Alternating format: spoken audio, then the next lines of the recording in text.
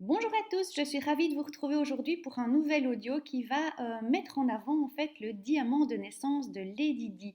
Donc l'idée c'est de vous décrire quelques maisons, de vous donner quelques observations par rapport à son diamant de naissance. Le but c'est pas de faire le diamant au complet, mais de vous dire un petit peu, ben voilà, les informations qui ressortent par rapport à Diana et par rapport à ce qu'on connaît aussi de sa vie. Alors, Lady Di est née le 1er juillet 1961. Le diamant de naissance que j'ai fait est basé sur le prénom Diana et le nom Spencer et donc la date du 1er juillet 1961. En maison 1, Lady Di a le 1. Le 1 correspond à sa première maison qui est donc occupée par le battleur. Le battleur est la carte de la spontanéité.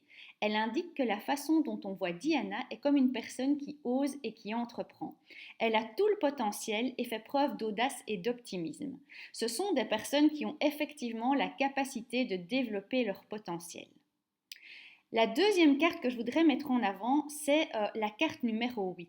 La carte numéro 8, c'est sa ressource innée, c'est la carte de la justice. Diana a toujours été engagée dans de nombreuses causes et ça lui tenait vraiment à cœur. Elle s'est engagée dans plusieurs associations et a défendu des causes telles que les enfants, la lutte contre le sida, les mines antipersonnelles, le cancer et bien d'autres. La carte de la justice l'accompagne aussi en motivation. Cette notion de justice était donc très importante pour elle et le fait que les choses soient justes était vraiment un driver pour Lady Di. C'est ce qui lui permettait d'avancer. Pour continuer dans le diamant, on voit que l'amoureux l'accompagne en communication et que la roue de fortune est la carte qui est en relationnel. Donc l'amoureux est une carte de choix mais aussi d'amour. Elle indique des difficultés à prendre des décisions qui seront finalement majoritairement faites avec le cœur, mais aussi une communication dans la douceur et un goût du beau prononcé. Au niveau du relationnel, cela souligne une personnalité curieuse qui s'intéresse à beaucoup de choses, qui a besoin de comprendre et qui dispose d'une grande capacité d'adaptation. Pour continuer, c'est la carte de l'étoile qui accompagne Lady Di en maison de la légitimité. C'est ce qu'elle a donc besoin pour se sentir légitime et pour prendre sa place. Euh, la carte de l'étoile indique que c'est une personne qui a besoin de gentillesse, de douceur, de sincérité, d'écoute, d'être aussi à l'écoute et aussi de raffinement.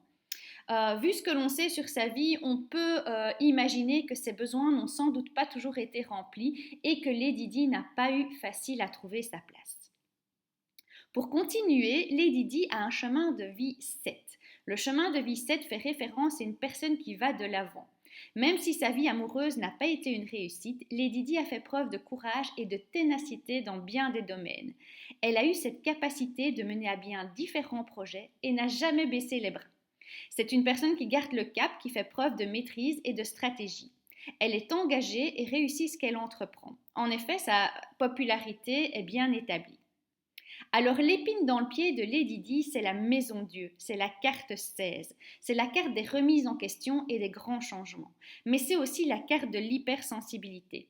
Elle représente des personnes qui ont par moments un côté introverti et dans d'autres moments le besoin d'exploser. La personnalité complexe de Lady Di est donc bien représentée par cette carte, car certains la décrivent comme fragile et timide, alors que d'autres vont la décrire comme manipulatrice, voire névrosée. Vous voyez donc bien la polarité de la carte qui est soulignée ici.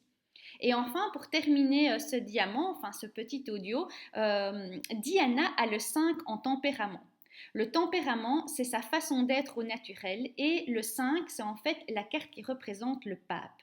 Donc c'est le bon conseiller et on peut effectivement dire que Diana était dans la bienveillance. Elle ne faisait pas les choses mécaniques et elle faisait les choses avec le cœur.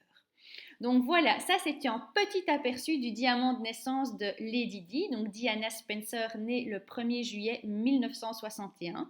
J'espère que ça vous a plu, que ça vous a donné une meilleure vue sur ce que le diamant permet de sortir comme information. Comme je le dis ici, on est sur une version très très très réduite, puisque ça dure quelques minutes, alors qu'un diamant, si on le fait ensemble, on est parti pour 1 heure et demie, voire 2 heures. Donc ici, j'ai mis quelques thématiques, mais n'oubliez pas qu'il y a 24 thématiques dans un diamant et que c'est le tout qui permet effectivement d'avoir une vue d'ensemble. Donc voilà, toujours prendre ça aussi avec avec du recul. Je vous souhaite une très belle journée et je vous dis à bientôt avec une autre personnalité. Bonne journée.